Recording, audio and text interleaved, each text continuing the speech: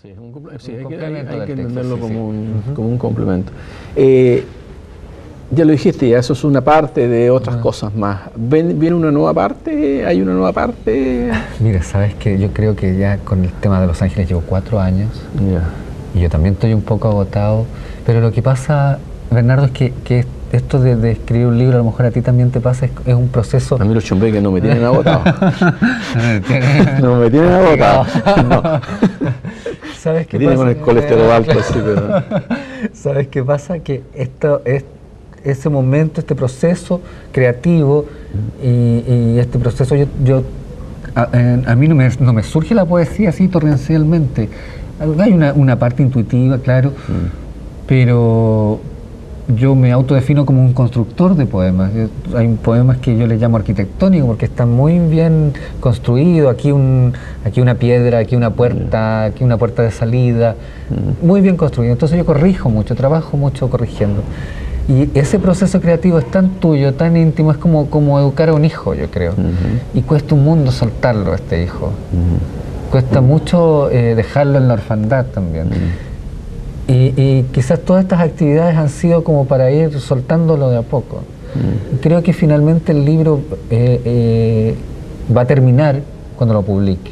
Porque cuando ya está publicado tú ya no tienes nada que hacer, ¿no? Entonces hacer una nueva versión ya sería majadero. Entonces al publicar el texto yo creo que ya muere Los Ángeles, porque quiero pasar a la siguiente etapa. Quizás también está relacionado con el tema de Los Ángeles, se está desprendiendo poco a poco, y un nuevo texto que se llama Viaje a Occidente con X, de óxido. Y eso sí muestra Iquique. Es como un circuito turístico de Iquique, un circuito turístico de la marginalidad nocturna de Iquique. Underground, ¿no? Es como, como un Iquique bizarro. Claro. Como el Santiago bizarro. Sí, puede ser como una especie de Iquique bizarro, pero menos alegre parece, que mi visión es más triste, más... Siendo las noches alegres de Iquique. Sí, claro, sí. Es que sabes que es otra mirada también. No es la mirada de... También hay algo de eso, ¿no? Un poco de la juerga, del carrete iquiqueño. Y dentro de esta fiesta hay una cosa que te llama la atención. ¿Sabes cómo empecé a trabajar este libro? Con los letreros que hay en Iquique, estas cosas así como que no las había visto nunca y me llamaron mucho la atención de Iquique, estas cosas como se arrienda pieza a personas solas. Ese tipo de cosas están llamadas a los poemas. Se dan viandas. Claro, ese tipo de cosas están que hay muchos. Miles.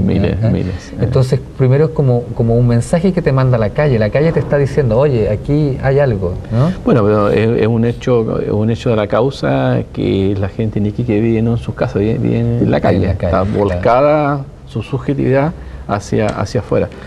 Julio, dentro de esa línea de acción o de pensamiento, poetas fundamentales en tu vida. Gabriela Mistral, sin duda. ¿Por qué Gabriela Mistral? Porque yo me crié en el Valle de Elqui, entonces es casi una imposición la Gabriela Mistral. Hay un momento en que tú la odias, a la pobre la odias y ya no quieres más saber de Gabriela Mistral, y llega el mes de abril y llega un sufrimiento, o era cuando niño y había que buscar recorte y esas típicas cosas. Pero después la aprendí a conocer, tuve muy buenas relaciones con la gente del museo Gabriela Mistral. Y lo increíble que ocurrió allí es que el museo también tiene una biblioteca. Y empezaron mis primeras lecturas en esa biblioteca, mis primeras lecturas en serio y ordenadas, porque antes de eso yo leía, pero lo que caía en mis manos. Y yo creo que esa presencia, porque es verdad, puede sonar un cliché, un cliché esotérico si tú quieres, pero esa presencia de la Mistral se deja sentir en Vicuña y en el Valle de Elqui se deja sentir. Entonces fue una maestra, la primera, yo creo. ¿Poesía o prosa? ¿De la Mistral? Ambas. Yo creo que ella tiene, su poesía tiene cosas muy impactantes, muy fuertes, muy poderosas. La Mistral usa un lenguaje arcaico, castizo, español, castizo, de una manera muy moderna para su época, y de repente sale con unas palabras así que si no las usa ella, tú no las conoces. Y su prosa, claro, su prosa son cosas distintas. Sí. ¿Qué huella de la Mistral hay en tu poesía? Un tono, yo creo. Una cosa rítmica, quizás, un tono.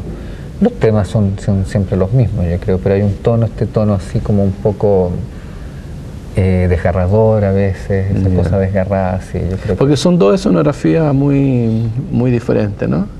Tú tienes una escenografía más posmoderna, principio del siglo XXI, claro. La otra hay una escenografía más moderna, bueno, otra época, pero la idea del tono, eso yo creo que eso es algo constante. Sí, ¿no? Hay una pincelada, porque además, si reconozco en ella, mi primera maestra también es la primera influencia que recibió mi poesía. Y yo creo que lo que me sacó de allí, porque en el Valle de Elqui hay mucha gente que escribe poesía, que escribe bien, pero tiene muy marcado este tono mistraliano. Parece ser la fórmula, ¿me entiendes? No lo critico, solamente lo manifiesto, que es así, ¿no? Yo creo que yo también iba en esa misma dirección, pero lo que me sacó a mí es que conocí a la obra de los poetas chilenos exiliados. Y ellos estaban en otra parada estética, estaban en otra, analizando otros temas, viendo a Chile desde lejos, que me pareció muy importante, y eso me hizo cambiar la forma. ¿Y alguno que te haya marcado dentro de esto, de la diáspora? Sí, Gonzalo Millán. Gonzalo Millán, clásico a esta altura. Y Nain Nómez. Sí. Jorge Echeverri también, que Jorge Echeverri tiene un... Me pasó que yo los conocí siendo muy joven, entonces mi primera impresión fue muy fuerte y además sin entender mucho, porque era un trabajo intelectual pesado, además con la carga emocional del exilio. Me costó mucho llegar a entender la poesía de estos personajes. ¿Y eso conecta de alguna manera con la poesía de Mahfouz Massis, por ejemplo? Yo creo que más la Mistral. Más la Mistral. Sí. Más telúricos ambos. Más telúricos, claro, más de la tierra, de esta relación que tiene la Mistral y Mahfouz Massis con el tema de la muerte como una reafirmación de la vida. Yo creo que eso me llamó mucho la atención. Sí. Bueno, más que son biografías diferentes, ¿no? La de Mahfouz es más parecida a la de la Gabriela, o beben de las mismas aguas, que la poesía del exilio en la diáspora, es otro tipo de tema. Yo creo que Mahfouz Massis en el exilio acrecentó lo que ya tenía. Sí. No es el caso de estos poetas chilenos en Canadá. Yo creo que ellos descubrieron Chile afuera, o descubrieron su poesía afuera. Yo creo que Mahfouz Massis ya tenía una cosa sólida antes. Además que reinventaron el país por el recurso de la nostalgia, de la rabia, y de un montón de otros elementos, ¿no? Julio, cuando tú llegas a Iquique, el poeta no escribe en el aire, ¿no? Escribe en entorno. Vamos a hacer la figura del Valle del Elqui a Iquique, aunque hayas pasado por esos lados a lo mejor, ¿no? Son tan diferentes el Valle del Elqui. Aquí no hay Mistral, acá no hay misticismo, tal vez hay un misticismo cotidiano, ¿no? Otra cosa, digamos. ¿Qué pasa con el poeta que vive un exilio de alguna manera, ¿no? Creo que lo que sucedió fue precisamente eso, la diferencia. La diferencia está marcada entre estos dos escenarios. El Valle del Elqui es muy conservador en todos los aspectos. Julio, antes de que vayamos no te olvides de esa parte del conservador en todos los aspectos. Vamos a hacer una breve